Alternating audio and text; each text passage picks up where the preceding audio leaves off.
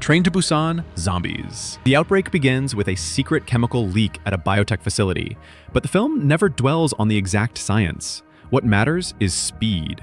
Victims turn in under a minute. Their body is snapping and contorting as the virus hijacks their nervous system. And because the infection spreads through bites and blood spray, any crammed environment, like, say, a train, becomes a pressure cooker where one missteps snowballs into a full-car massacre. Physically, these zombies are pure kinetic terror. They sprint, hurl themselves through windows, and contort their limbs in ways that feel both insect-like and disturbingly human. And their senses are sight and sound-based. Once they lose visual contact, such as when a door is shut or a tunnel plunges the train into darkness, they move around confused, giving survivors slim windows to sneak past. In daylight, though, they are relentless, piling over each other in narrow aisles or dogpiling on doors until metal groans and glass gives away. And beyond the visceral action such pieces, Train to Busan uses its zombies to turn a symbol of modern convenience, the high-speed KTX line, into a claustrophobic gauntlet. Yuanga Comet spoke and the undead force passengers to confront social hierarchies and moral choices. Who gets barricaded out? Who gets rescued? And who's deemed expendable? 28 days later, zombies. The threat isn't the undead at all. It's living people hijacked by the rage virus.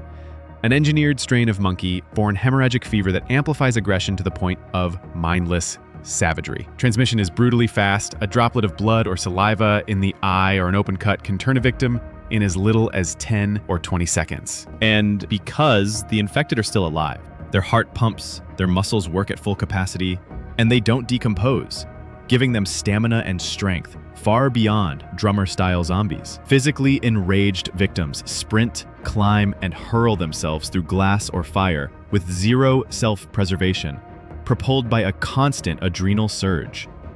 Their eyes flood with blood, their veins darken, and they communicate only through guttural screams. And lacking higher cognition, they don't use tools or strategize, but their sheer cognitive speed and pack mentality let them overwhelm police lines, military gardens, and fortified safe houses within minutes. And even a single infected loose in a crowded space can snowball into a citywide collapse before authorities have time to quarantine an area. Narratively, the rage virus reframes the zombie genre around contagion speed and moral panic, rather than the slow creep of the undead. And the films drive home that civilization's thin veneer shatters faster than the virus spreads. Military units turn on refugees.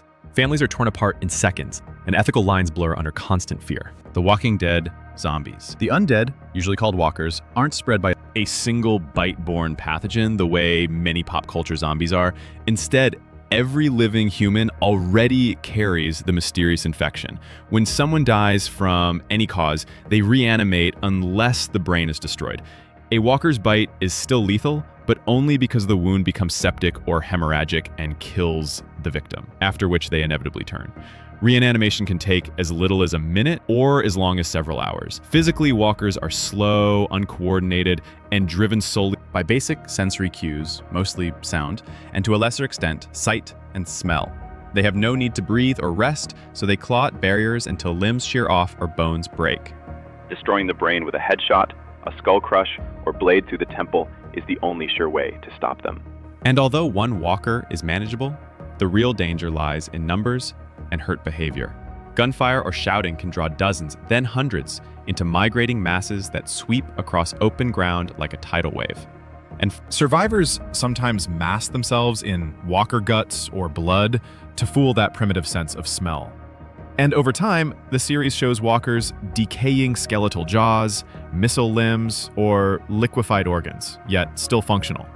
And later seasons and spin-offs introduce rare variant walkers that can climb, open doors, or even sprint for short bursts, hinting the pathogen may be mutated. The Last of Us zombies. What most people call zombies are actually living humans overtaken by the cordyceps brain infection, a mutated strain of the real-world fungus of your cordyceps. Once spores or a bite introduce the pathogen, it hijacks the host nervous system in hours, flooding the brain with myelium that drives the victim into a murderous rage while keeping basic motor functions intact. And because the infected are still technically alive, their bodies don't rot away like classic undead, brain infinite, giving them a longer operational lifespan and the stamina of a living predator. And as the fungus spreads, the host physiology and behavior change in distinct stages. Freshly turned runners retain human speed and agility, swarming prey impacts. And within weeks, fungal plates erupt under the skin, mutating cognition and creating stalkers that skulk in shadows, using unsettling clicks to eolocate. Months and Vinet 2 years later, the infection fully armors the skull, blinding the host and birching the iconic clickers, whose faces are entirely overtaken by the fungus, rendering them blind but giving them heightened echolocation abilities. Rare years-old cases become blowers or shamblers, hulking brutes shattered in hardened fungus that can hurl spore-failed sacs or image-corrosive clouds, making close combat almost suicidal. And in the deepest quarantine-free zones, horrific abominations such as the Rat King show how multiple long-term hosts can fuse into a single colossal monster. And beyond individual variants, the fungus can even spread across entire environments, connecting infected through a network of tendrils, meaning disturbing one dormant creature might awaken many. Dusty IN spores lingering in enclosed spaces turn abandoned subways and basements into invisible minefields, forcing survivors to weigh every bullet against the risk of a single inhalation. World War Z zombies. The zombie plague, often called Selimum in expanded lore, begins as a mysterious viral outbreak that reanimates the dead within minutes of a bite. The infection halts the composition, floods the victim system with adrenaline-like compounds, and overrides higher brain functions, leaving only a primal drive to feed and spread the virus. And because transmission is almost instantaneous, and any mammal with sufficient body mass can reanimate, the contagion races across continents before governments grasp its scope, turning routine medical emergencies and panicked evacuations into cascading flashpoints of chaos. Max Book's original novel portrays these zombies as classic Romero-style shamblers, slow, silent, and relentless. And their menace comes from overwhelming numbers and the fact that they don't tire, feel pain, or drown. They simply accumulate at choke points like bridges, fences, and rooftops until weight and resistance bring defenses down. And the 2013 film adaptation amplifies the threat by making the infected hyperfast and the high Viking. And these sprinting zombies swarm en masse, forming right in anthills that let them scale walls or chapel barricades in seconds. Resident Evil zombies, they originate from the Key virus, a mutagenic pathogen engineered by the Umbrella Corporation as a military bioweapon. The virus reanimates the tissue, jumpstarts metabolic processes, and overrides higher brain functions, leaving hosts with the urge to feed. A single bite or exposure to contaminated fluids can turn a healthy person into a shuffling corpse in minutes. And airborne leaks, such as the infamous Raccoon City outbreak, can spiral into full-scale pandemics before containment teams mobilize. Early games and the 2002 film spotlight these classic Chrome-style shamblers, but even the slow ones are deceptively sturdy. Unless their brains or spinal cords are destroyed, they'll crawl and claw until every bullet or mash it swing counts.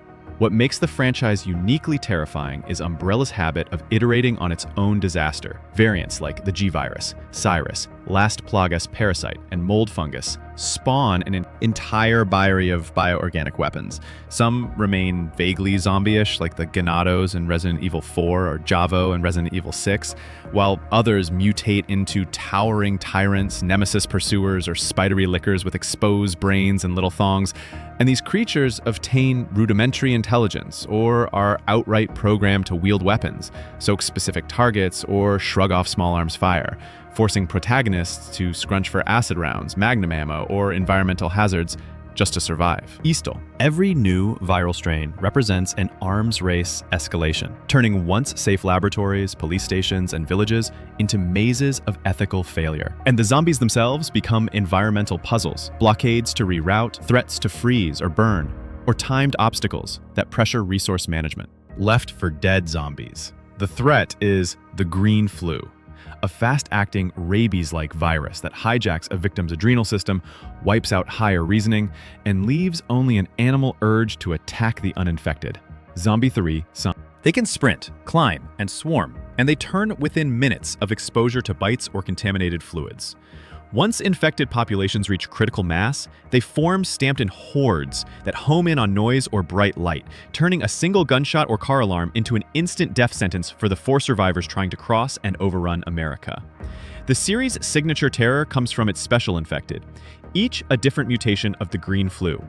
The original game introduces the Boomer, a bile-bloated exploder whose vomits blind survivors and summons hordes.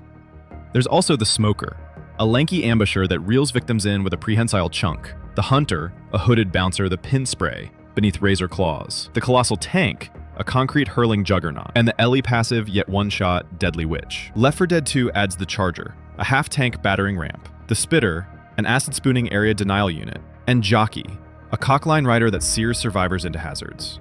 And what makes these infected uniquely oppressive is the game's AI director, which monitors the team's stress, ammo, and pace, then dynamically spawns commons, specials, and witches to keep tension high. No 2 runs feel the same. 1 minute you're sprinting through an empty alley, the next you're blind with bile while a tank barrels in.